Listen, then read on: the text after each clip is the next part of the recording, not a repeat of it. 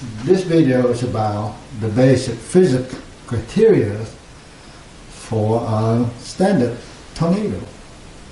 And what most interesting is, in this case, we focus on here is this upflow central column of on the material, in this case, will flow upward. And now, if we're looking at, and actually it's difficult to find the actual physics that meet the criteria of how to create this column here, this vortex, central vortex or not. And if you're looking at, if you have a straw, and now we're going to, and this is flower water, and if I take some air out of this straw, you can see the flower water going up. And what keeping, I create a low pressure inside this this straw, and the atmospheric pressure from out here is higher than in here, pushing on the water, which push this water up the straw. But the straw itself is the barrier to keep the atmospheric pressure out here from entering the low pressure. So you have this wall, it's needed. And how we have to have similar structure for this tornado. You have to create this wall. Similarly, if I were have in this case, I can show it more easier to see. If I start out with the same atmospheric pressure here at this 30 milliliter, and if I close one end here, and I'm going to open it up to about 60 here, and now I want to let go, it's easy to see that the atmospheric pressure, to equalize it, therefore going to be for this same amount with the same one atmospheric here, as same as here. Therefore, it push the water up to this 30 milliliter. Again, this is the wall of I call high pressure wall. And as when I draw the air out of this here, I have the pressure right there. But this is the wall. So this video will go into the detail of how this wall can be created. And I need this basic physics for fire tornado. And to my surprise, I did not see the schematic on this good anatomy of how to create this pressure wall. So you can have low pressure in the middle, and you can have something that surrounding the low pressure column while they go upward, but did not collapse in this column of this tornado. So here, and also, then I'll explain the debris here flying outward. So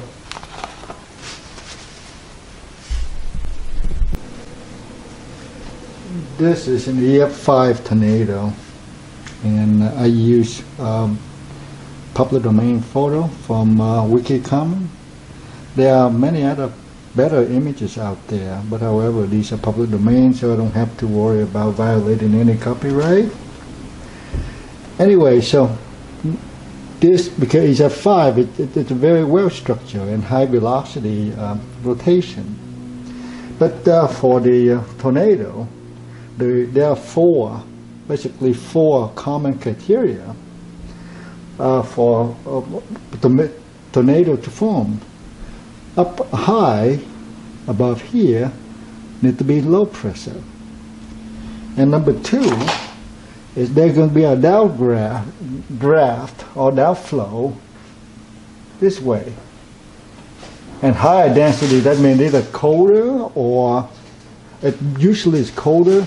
You can have high density of particle but the pressure is still, I mean, it's higher than this pressure, but it's still lower than the ambient pressure. And so it downflow.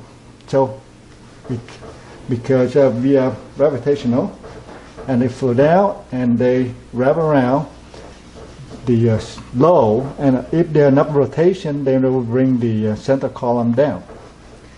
Number 3, the ambient pressure here higher, so they will try to fill in the void, the low up here. So it will flow in or up. So as it flow in, it shapes the downflow into a funnel shape, into funnel. And if there's rotation going, and it up and in here, in and up at the same time here. So the shape, what you might faintly see the different variation here, but so that's why we don't see it much, but they actually are there.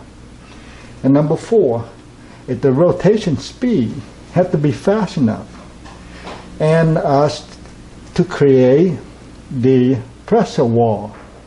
And what I mean by that is, I got this here. This is the model, and here is the downdraft flowing down, high density flowing down and rotate. And so now, how do you create this central column here? The straw you would in the analogy there. That is the center right there. How do you create that? As the high density particle flow, rotate, the vector, the angular momentum, it want to go tangent to the cylindrical here. So they go up, they go pretty much straight this way. But however, the low pressure is the centroid, so they want to go into the center column. So what you create is a self-correcting equilibrium similar to gravitational orbiting. So now you can have high velocity going outward. That means they create a wall, because again, this wall is the spin, this one go outward, but the equal to the pressure go inward.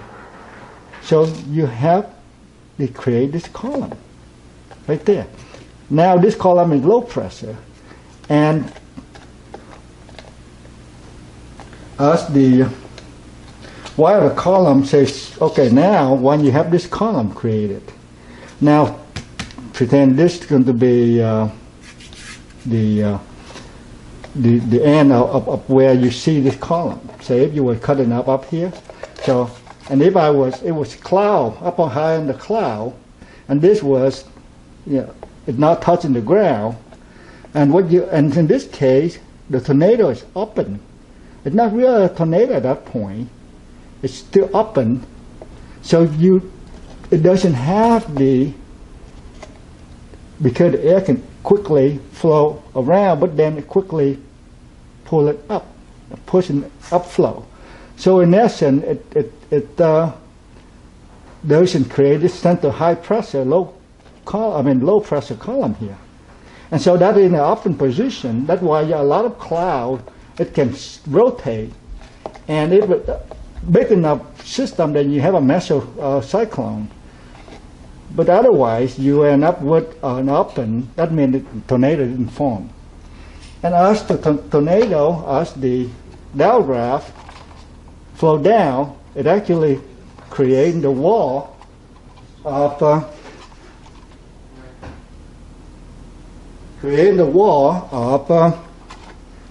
pressure downward here. So they create a wall, and so in essence, it pushes this column down with it. And as they begin approaching the ground, now it begin to create an impact, a compression event happen here. As they push down like that, then the pressure down at the surface here increase.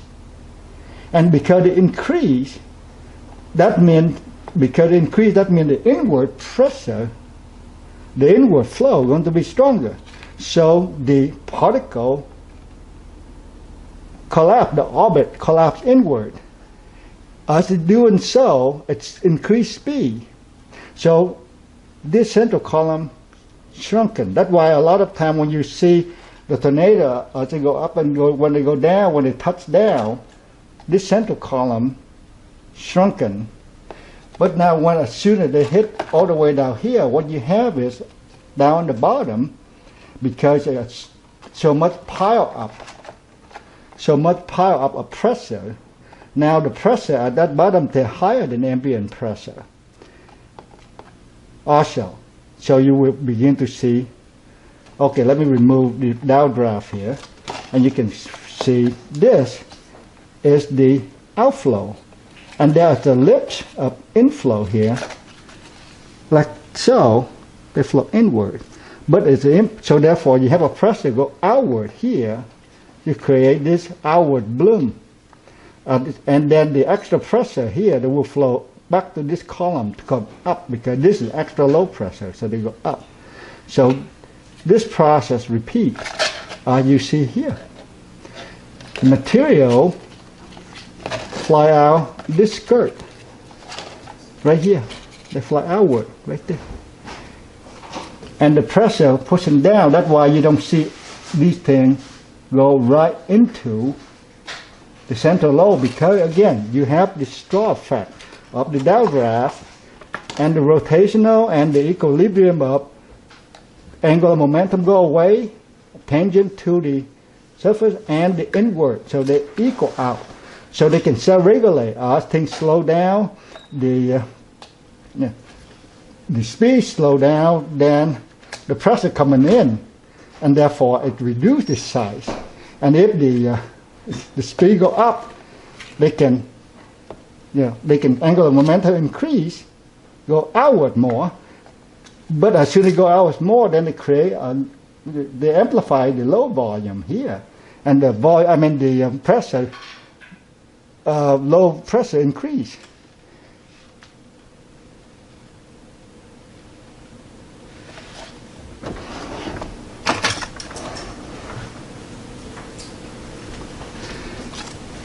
So that's why, okay, but the best illustration of the look at this is if we are looking at the impact point at the surface itself.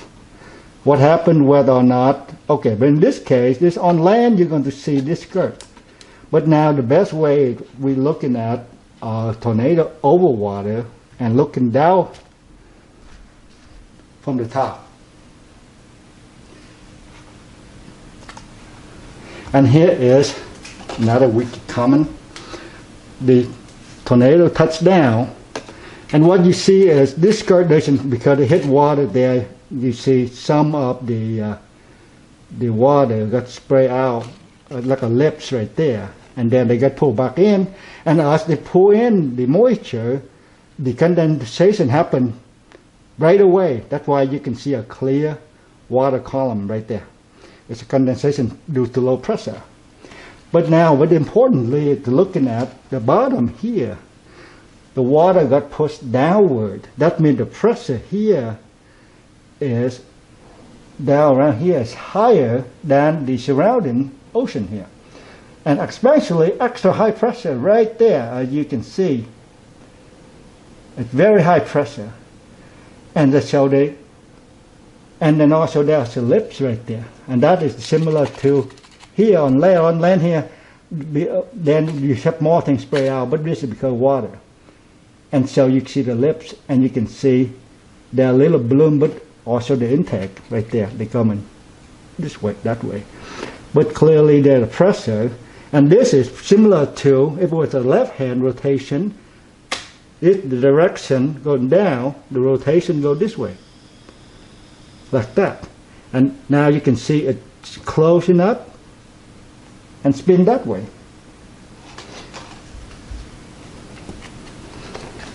And they go back to, so from this snapshot, you can see also the smoke here. The smoke got dropped down here. You can see the flow is outward because now this pressure here is higher than the ambient pressure.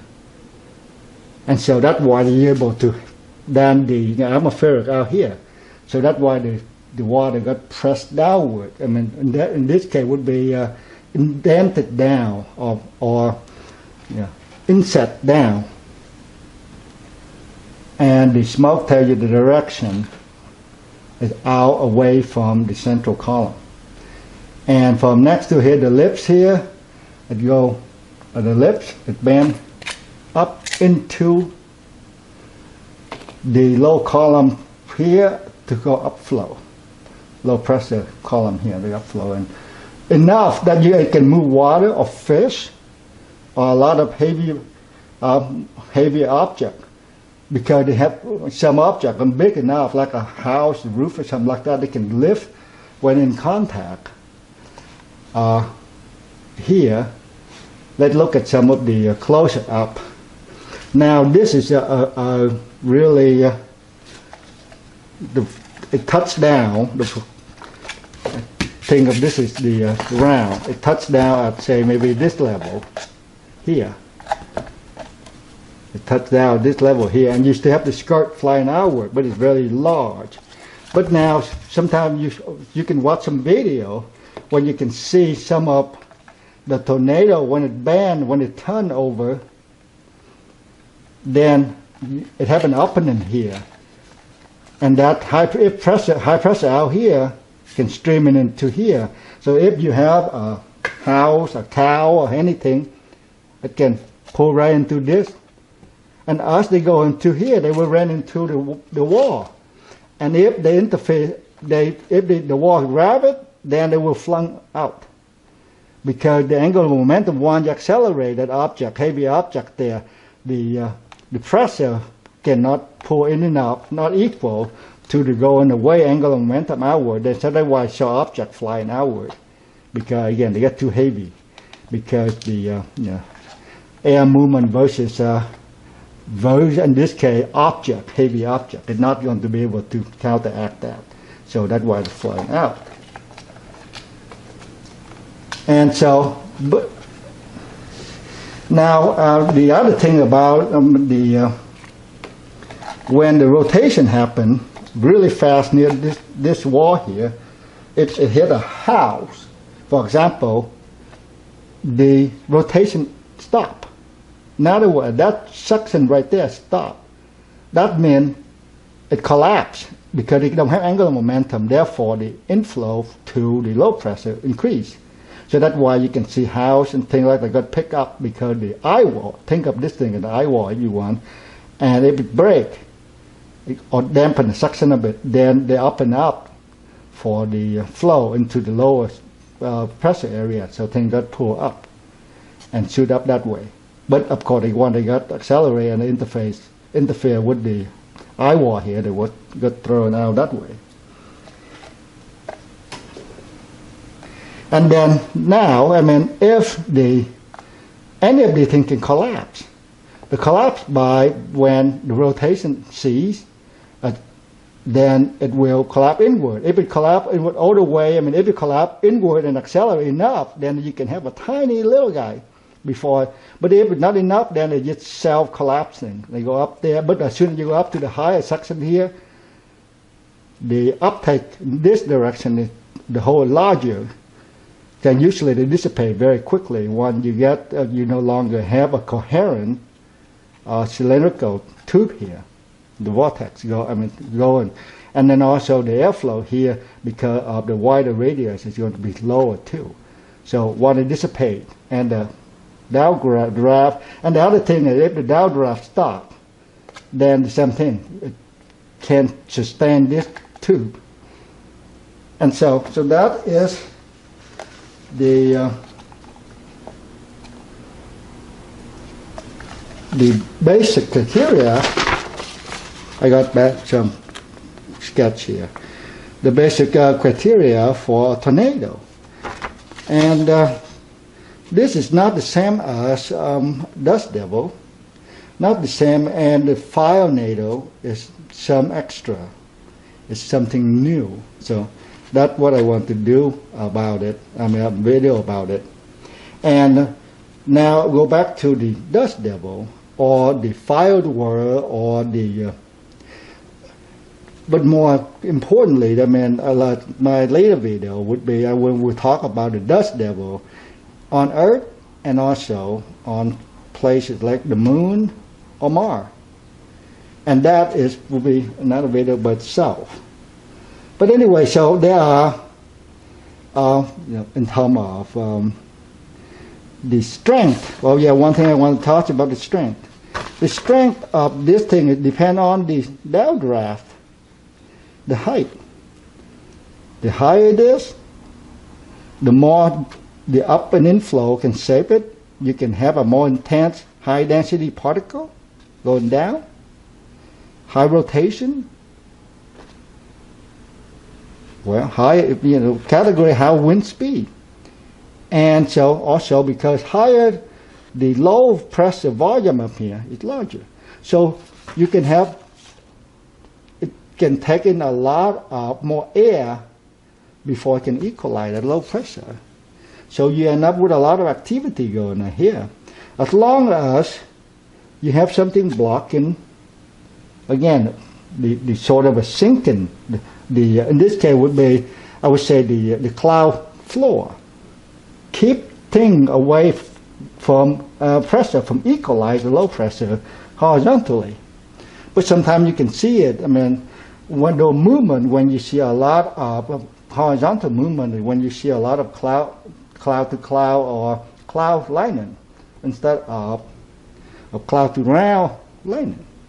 So the activity, I mean, you can see also the color of the cloud, the shape of it, and you can see the flow. There are many, it's a whole thing about tornado, and weather is complex, but I just want to get the criteria for the basic tornado, and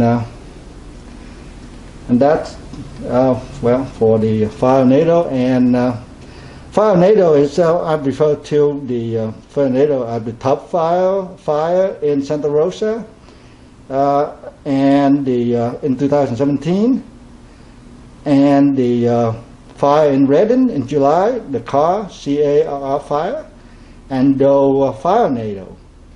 And I will talk about the whole fire itself, but I need the basic tornado and also some vortices to explain some of the what people see, I mean the damage seen.